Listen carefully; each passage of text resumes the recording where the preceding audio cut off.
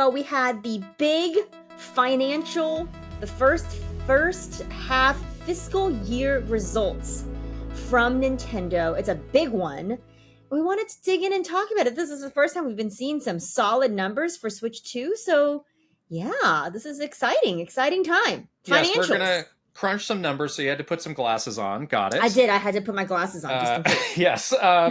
This was a significant update. I mean, they always do these, every quarter. We always get some sort of an update, but some of them are more detailed than others. And these are always a 2-day affair. We get kind of the straight numbers on day one, and then on day two we get the presentation from Mr. Furukawa, and in the days to come there may be more remarks from him that get translated hopefully accurately.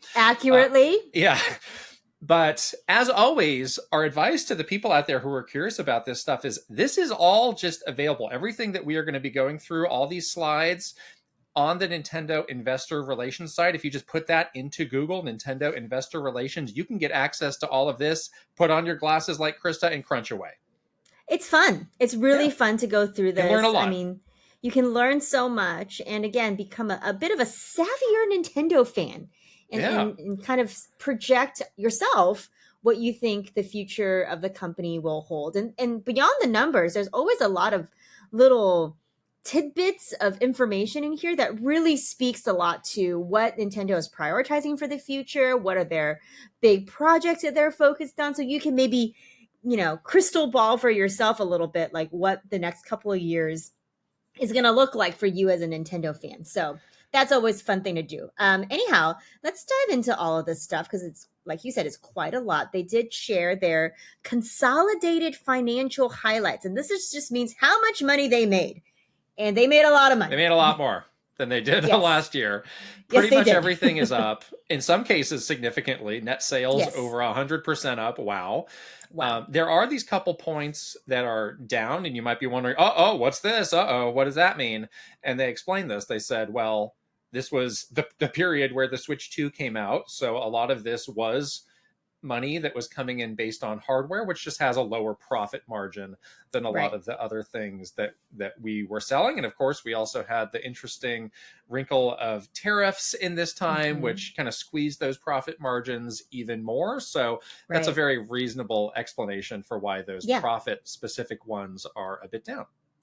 Yeah, but they can expect to close that gap, so to speak, over time, because what they're going to make a lot of money on for a very long time is software. So as soon as they kind of settle in on this, you can expect those numbers, those down areas to shrink significantly because they'll start to sell more software to you at a very high price point. Right. And to be clear, there is still a lot of profit. Look at that. Yes, of course. Yes. Like, wow, that is, and so things are going great. Things are going so great that they have raised their forecasts for almost everything. Wow. And pretty significantly. Like, we know Nintendo's very conservative. Sometimes they will, set a conservative forecast, or sometimes even proactively lower that because it's like, oh, we're not sure. They're like, hey, business is booming. We're going to raise this stuff by like double digits almost across the board. It's crazy. Yeah. Pretty unprecedented. Yeah. Good for them. Yeah, they really are just like, it seems to be going extremely well for them. And the other thing that's related to this is something that we've been talking about a lot is they have been able to keep this stuff in stock. Yes. And they've seen the trajectory of the sales sort of velocity of the stuff they've been keeping in stock. They're selling through at a very good pace. And so since they're able to keep it in stock, they are able to, raise these forecasts. So Switch 2, they had a previous forecast of 15 million units. Now it's 19 million units, which is a lot in the first sort of, not even the first calendar year, but the first fiscal year of this thing being out in the world. To sell almost 20 million units before the thing's been out for even a full year is incredible stuff. So, wow. Yes. It's remarkable to be able to raise the, the amount that you're going to sell of your new piece of hardware by 25%. And to your point, that's a testament to how much they were willing to make. And I think that's a theme that we're going to be coming back to throughout this whole update. Is just like, this is kind of the secret behind how that is driving all of this positive momentum that they have. Right. The Switch hardware forecast did get taken down a little bit. Interestingly, the software one got raised. Mr. Furukawa talked a little bit about later about the plan for Nintendo Switch, which is interesting as well. Yes. So Switch 2 is at 10.36 million units as of the time of them recording this. And we also got updates on the big software titles. So Mario Kart World, 9.5 million units. Donkey Kong Bonanza at 3.5 million units. You can do the math to come up with those tie ratios. That's a very high tie ratio very for high. Mario Kart World. Of course, they do have Bundle. the bundle, which is the majority of what they have been selling. Yes. That bundle is supposedly getting phased out. We don't know the exact details of that. So, and that's not a tie ratio that you can, sustain forever. So when that number does start to go down, I don't think anybody's going to be getting worried. It's like, all right, this is the natural order of things as we can come out of the launch. Yes. And the standalone software is quite expensive as well. So I think people that wanted this game would have gotten the bundle anyway. So yeah. Where's my welcome tour sales update? That's what I was looking for. I didn't get that. I wonder why. Yeah. Donkey Kong 2, reporting really strong numbers here. And people were saying, like, can Donkey Kong carry a brand new hardware launch? It was sort of the second game that came out in that like immediate launch window, and people were wondering, it's not a Mario game, it's not a Zelda game, is it going to carry? And it did really well. So it's a testament again to Nintendo. Like, they have more amazing IP that can do numbers in their arsenal that's not Mario and Zelda, It's a bit tricky to make sense of some of the sales numbers for, the first 6 months, first year of a new piece of hardware, because it's going to be a smaller number because there's a smaller number of systems out there that can play it. So I have seen some people looking at that Donkey Kong number and like, oh, okay, 3.5 million. Is that good? Is that not good? I totally understand. Like, it can be a bit hard to get that kind of perspective on it. But later on, when Mr. Furukawa did his presentation, he did focus on Donkey Kong. He's like, no, we're very happy with this, and we're going to continue to push this. That number is just going to keep going up.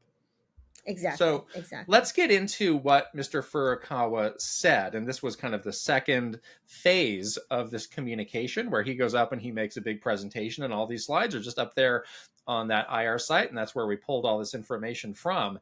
And he kind of led off with, this pretty interesting point of Switch 2. We had a really hot start here. We have been also supporting Nintendo Switch, but from this point forward, software development will be focused on the Switch 2. And that's always a question in these transitions of like, well, how long is this transition going to take? How long are you going to need to be making software for the old thing to slowly move people along who are these laggards? In this case, it's like, no, we're moving on. Yeah, no, I'm actually really happy to see this, because you don't want to drag it out so much. Yes, you want transition, and Switch 2 is backwards compatible. So there's definitely going to be some, late coming Switch game, especially from third parties or indie developers, that, you don't want it to just completely not be something people are playing or completely unplayable. But since there's backwards compatibility, you don't have to worry about that too much. But from a first party perspective, it is good to see that they are starting to really like kind of cut that cord and move into this new phase of the Switch 2. And we saw this transition becoming a little bit clunky at the end of the PS4 PS5 life cycle, where it just felt like it dragged out for too long, for years. For years, exactly. So I'm glad to see that they are making a concerted effort to sort of move on and move forward and support, really centering around support for Switch 2. Well, we're going to be beating this dead horse. What was the difference between the PS5 and the Switch 2? Switch 2 was readily in stock, where nobody could find a PS5. So I think that transition could have been a lot faster for PlayStation, right? If they had that stock. That's no blame on them. They were doing this in the teeth of the pandemic. That was incredibly hard. It's just like, this is just a different situation for how these consoles were launched. Exactly. So they talked a bit about the stock situation, and they said, we've been able to manage the demand in most regions. There are still some regions where the Switch 2 is a little bit hard to find. And they're saying, Mr. Fukawa was saying, we're going to be flexible. We want to meet the demand in all of the regions to say, if you want to Switch 2, you can just get one. But they're like, yeah, we're gonna be monitoring this, and we can kind of flex up and down based on how much we think the market needs, which is again kind of the key to this whole thing. Yeah, I know that they have said in Japan that that's still a very challenging thing. The lottery system is still in place for a lot of those for people that want to buy a Switch 2 in Japan. So yes, they seem to be well aware of how this success is really due to the in stock. So it's I think it's pretty clear to them that, like, yes, to maintain this momentum, as they like to say, and meet the newly raised forecast, they're just going to need to have this stuff in stock. So yeah. Then he made some remarks about software, and obviously we saw the tie ratio for Mario Kart World. He kind of positioned it a little bit of a different way, saying about 9 out of 10 people who purchased a Switch 2 have played Mario Kart World. Any way you slice it, like, there's a lot of people who just have exposure to this. And again, like, there's so many narratives online about, like, oh, Mario Kart World is a failure, or nobody's playing that, or it's a dead game. It's like, oh, let's kind of pump the brakes on those, because that is clearly fulfilling the goal for this piece of software of being the central thing that people experience on the Switch 2 during the launch. Yeah, exactly. So I don't think Mario Kart 8 or Mario Kart World was a failure. Yeah. And then Donkey Kong Bonanza, again, like, it's hard. It is hard to tell, just based on a number when you're early in the life cycle. And they said, no, that this is great. We got a lot of support from players. The number is good. And they specifically pointed out that they're going to put effort to make this another evergreen title for the Switch 2. Mm-hmm. So that's a strong indicator that, we're going to be seeing more from this game, not from necessarily updates, but just from visibility in the way that Nintendo talks about the Switch 2 library. So I do expect that number to rise pretty steadily as people keep picking up hardware. That's going to be one of the games that they think a lot about getting from a very early point. It does seem like Nintendo is happy with the results so far. And they have been doing some, additional, they did the DLC update recently. They did do a special event for the Emerald Rush. So they are making a big effort to keep people playing, to keep people interested, to keep people coming back to this game. And I think they know to have like a evergreen title. I think that what they want for Donkey Kong Bonanza is for it to kind of enjoy the long play that people had with Mario Kart 8 Deluxe. So I can see them continuing to support this game, whether it's through visibility or even through smaller updates and smaller in-game events and things like that. So that does seem like it's going to be a roadmap of what they're going to be using to support this game for a very long time. Yeah, this next slide is an interesting one, just in the way that they are presenting the information and the way that they are positioning it. So let's look at this first line here. 84% of Nintendo Switch 2 players have transitioned from Nintendo Switch. That, if you asked 10 people, what does that mean? I don't think you're getting 10 people saying the same thing. I think you're going to get some people saying, oh, 84% of people who had a Switch bought a Switch 2? Wow, good job, Nintendo.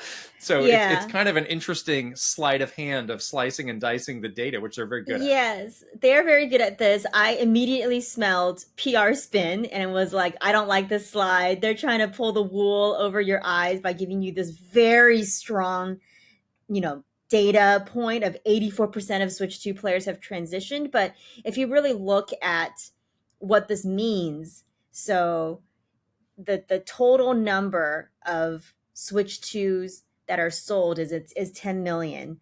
That means, just doing some math here, that means 8.4 million people that bought a Switch 2 are people that have had an original Switch. So taking that a little bit further, the Switch 1 lifetime sales were 154 million. That means, again, doing some tabletop math here, that means about 5.5% of Switch owners have upgraded to Switch 2 so far. All right, I'm going to trust your math on that because I don't have glasses to put on.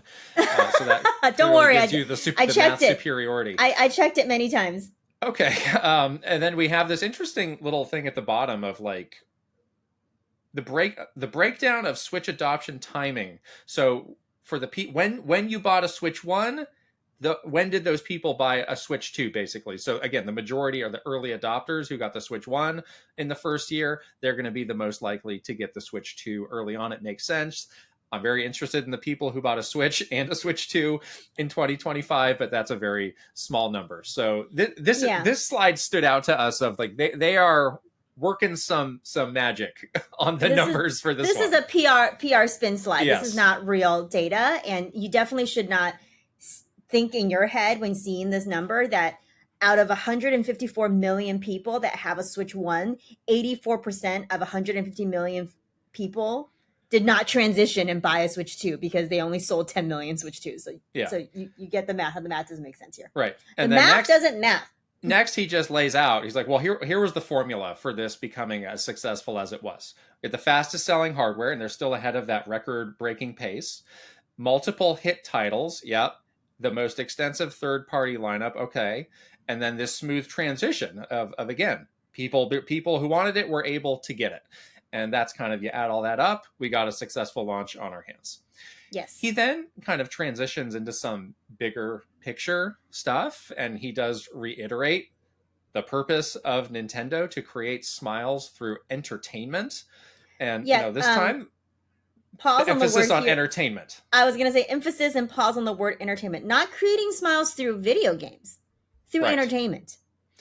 And let's look at specifically the words he chose when he went through this slide. Entertainment is always at the heart of our business, and we remain committed to being a company that creates smiles around the world through family-friendly experiences. Mm-hmm. So, this is something that Mr. Iwata told us over a decade ago. Like, we are not a video game company, we are an entertainment company. And back then, you kind of had to take him on his word that the company was building to that. But today, it's a true statement. They achieved that. That vision was actually achieved. So they deserve a lot of credit for doing that. Mr. Iwata deserves a lot of credit for envisioning this strategy for the company. So I imagine there's a lot of pride when they're able to say these things and back up how they did it. Exactly. Yeah. They've truly transitioned from a very classic, very traditional company that just makes video games and video game hardware to an entertainment like juggernaut at this point. They have so many legs of their business that's equally important as the video game part. The video game part is like in equal parts as important as their movie stuff, as their theme parks, as their merch, as their whatever other entertainment experiences you want to put in that category. Video games is now just a small or an equal parts percentage of that. Yeah. And then he kind of went on to talk about Nintendo's unique approach to entertainment. Again, I'll read exactly what he said. In the world of entertainment, even the most captivating experiences will eventually lose their novelty. That's why we believe there is value in being different and a constant need to create new and surprising experiences. Mm-hmm. And that's always been a constant for the company, of thinking differently, creating something unexpected that is going to surprise people. And now it's just being expanded from, let's make an idea for a game that's different to let's, in all of our endeavors, including these more broad entertainment, let's apply that to those as well. Yeah, and he gives a lot of examples here of, movies and character merch and real world experiences and mobile apps. So video games is certainly a part of that. But again, it's not the only thing. And it's certainly not even like the biggest thing. It's just one of the things of the 5 things he lists here. Well, it is still at the center. It is still at the center of it all. That is kind of... It is. The main focal point where these things emerge. But yeah, those are major areas of growth for them. Then he went on to talk about, he calls them the key principles for our business activities, which are growing the IP fan base and fostering long-term relationships with consumers. And then when he talked about the IP fan base, there was this image that's been getting a lot of attention from people of these characters, and people pointing out like, okay, these are the characters that Nintendo is prioritizing. Interesting to see Fox McCloud on there, Yes. since we haven't had a worthwhile Star Fox game in quite Mm-hmm. some time. But this is no surprise to us, as the company would always reiterate to us that the IP is the lifeblood. The IP must be managed very tightly. We must make the right decisions. We must be very careful in choosing partners. Mm-hmm. All of the above. Yes, exactly. Yeah, and this mix of characters is not a surprise to me at all. Then we go into the point of fostering these long-term relationships, and yeah, it is a very family-oriented company. So creating fans from a very young age who will stay fans by the time that they're adults, and then when if they go on to have families of their own, that love of Nintendo is passed down. So you just kind of have this never-ending cycle of hopefully growing Nintendo fandom. Yeah, they really put a lot of emphasis, and this was happening, for as long as we were at the company, and certainly is still a big part of this idea of this generational growth. And they really have this emphasis put on like parents that introduce Nintendo to their kids, and then they become, the kids now are in the Nintendo ecosystem. I think that's why they have a lot of new initiatives that we saw this year of how to bring really, really young kids into the Nintendo ecosystem with like the My Mario stuff. So this idea of maintaining these like multi-generational bonds was something that was very important at Nintendo, was kind of drilled into us. And then, yeah, you can see here that it's still a huge part of how they are looking at, how to maintain a really strong consumer base for their stuff. And one of the ways that they believe they are keeping that relationship with their fans is Nintendo account, which on the next slide we get some numbers for how all these things are, how many people are bought in on those. So 128 million annual playing users, 400 million Nintendo accounts, and 34 million NSO members. The Nintendo account one's interesting. It's the biggest number.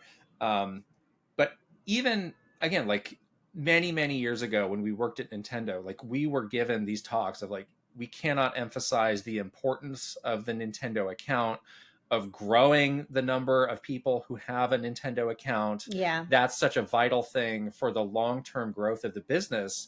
And again, for us, like there were not so many proof points then of like, why? Like, okay, you're telling me this, but can you tell me a little bit more about why, or what you're going to do with this, or how it's going to be applied?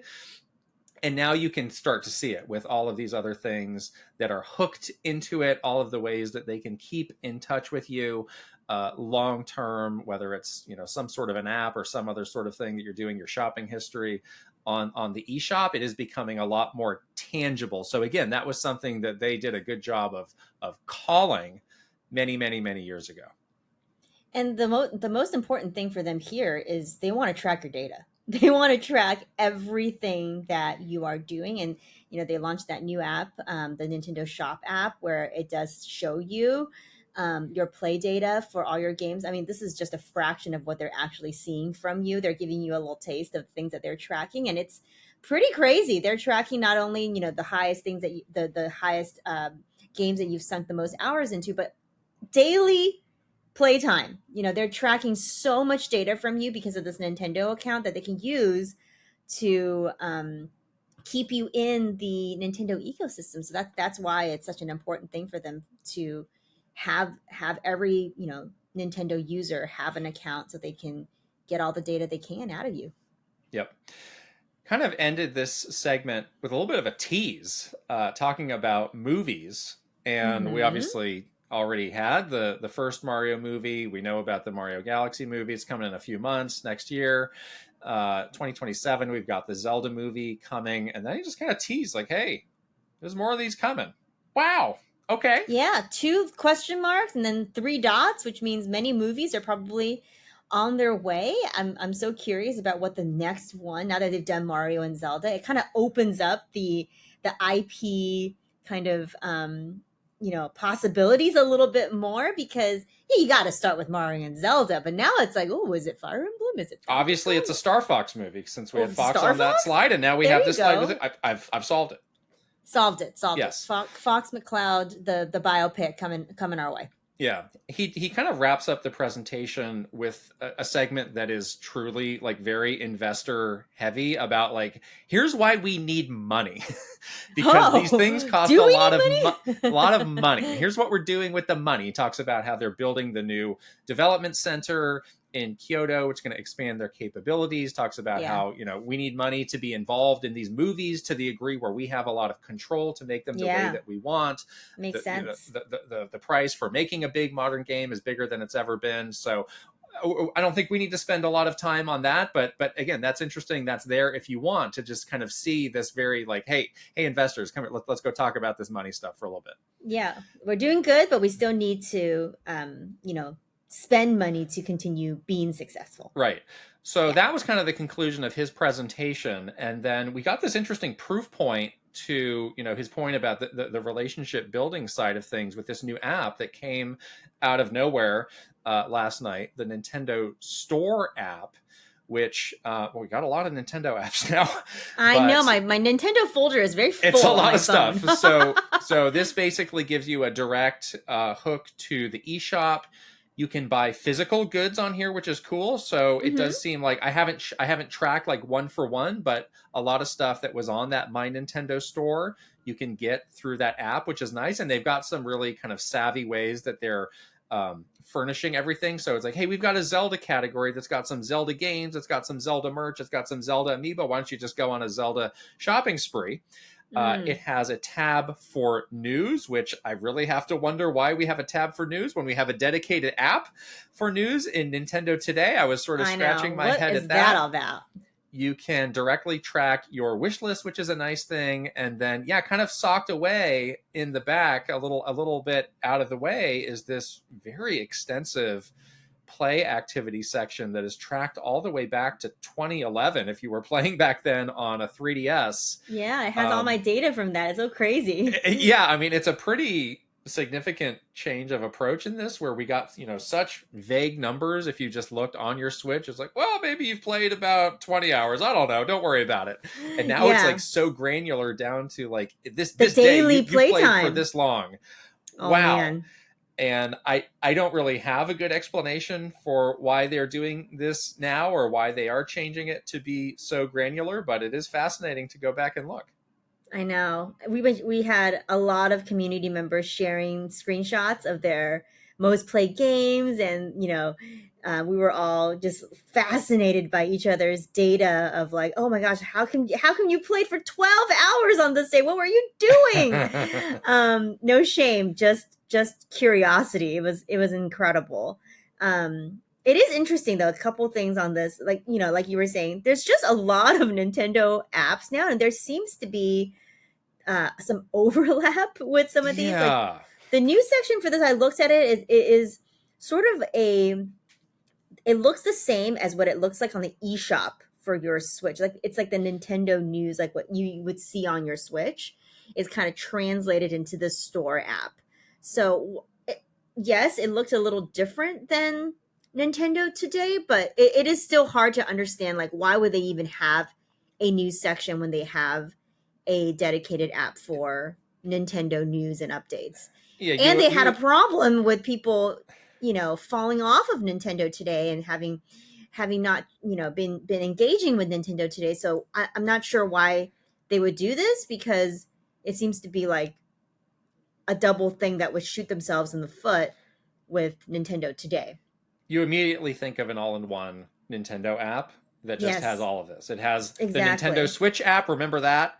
It's got the shop app. It's got Nintendo Music. It's got Nintendo Today. And guess what? That would be a pretty great app. Like, I would use that app. That would be awesome. I would actually use it. And you could even have a lot more opportunities to upsell people on things, because you like if you don't have NSO, and it's like, oh well, I've got this Nintendo Music thing staring me in the eye every time I look at this. Maybe I'll do it and check it out. Exactly. Versus like, I don't have that. I don't think about that. I don't even know that I'm not downloading this app. Exists. Whatever. So I do wonder what the long term app strategy is, because this is a little clunky, even though I think this is a really welcome addition. This is something we've been saying, like, oh yeah, they should add this.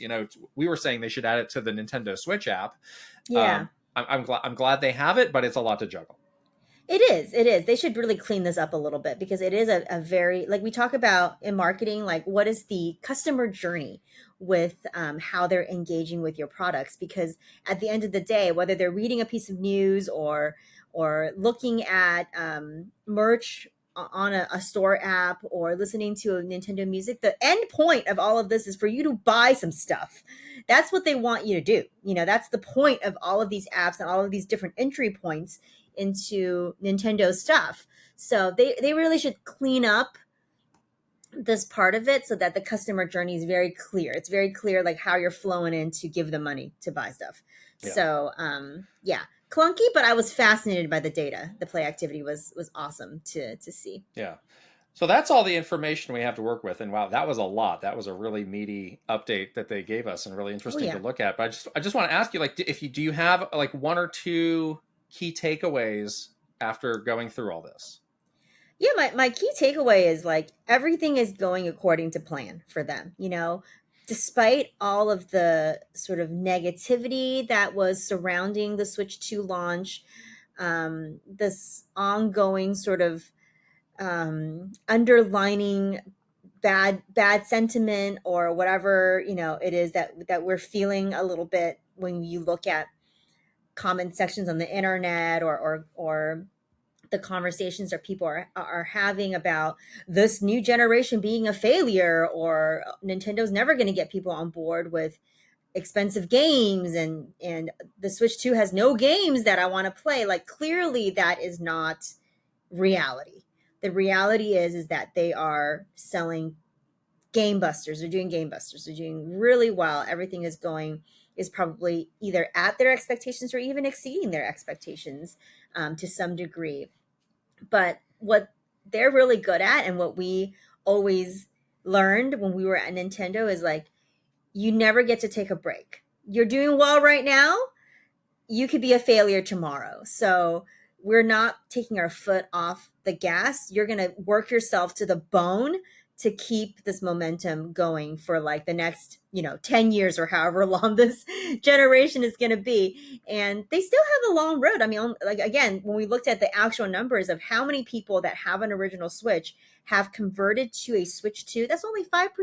5.5% of that 154 million has converted to a Switch 2. So they're going to be working to get that 95% to convert to a Switch 2 in the coming years. And it's going to be harder because those are people who are not day one adopters. These are not people who are lined up outside of a GameStop like us. Right. These are people who are more casual players, and you're going to need to do something a little bit different that in some cases is going to be a bit harder to get those people to make a move up. Absolutely. Yeah, I agree with everything you said. Business is booming. Everything is working. And it does just seem like, for all of the terrible stories that you see across the game industry of games getting canceled, people getting laid off, people ripping up the way of doing business, like this just doesn't work anymore. It's like, this is the one place where things are working, things are going okay in the games industry. And it's just so interesting to see that somehow Nintendo is the only place that is able to keep this up. Yeah, exactly. It's a very interesting and deliberate mix of business strategies that they've kind of put together for it to work. It's gonna take it's not just happening like on its own. It's not on like autopilot though. You know what I mean? Like, they are going to have to do the work to keep it going and maintain. I mean, they got a long road ahead of them. I mean, this is not even the end of year one yet. We're looking at like 8+ more years of work. We haven't even had 6 months. That's what I'm saying. Like, this is early. You are just like, you're stretching before the race. You haven't even started that marathon. You're like, you're like drinking some water. So this is not really what's going to be. I mean, it's a strong start, but the more interesting thing is like sustaining it, consistency. Will it be sustained, and will it be consistent for like 8+ years? And that's hard work. That's hard work. That's a lot of focus that Nintendo has to really like, be aware of. But I think they can do it, and it seems like everything is going really well. And I think as a Nintendo fan, we can be excited about a lot of amazing stuff coming to Switch 2 and cool entertainment things, movies, awesome merch. Like we can be excited for all these things because it seems like they're really focused on it, and so it's gonna be fun. Yeah, and as far as what they need to do to stay successful, they literally told us in this presentation. They told us the plan. On the gaming side, it's keep the thing in stock, make the hit games, have the third parties on there, keep people engaged, and then there's all the work that they're doing with the different entertainment properties to keep people hooked in and keep people having Yeah. a strong relationship with Nintendo. It's like they literally told us what they are going to be doing at a very high level for the years to come.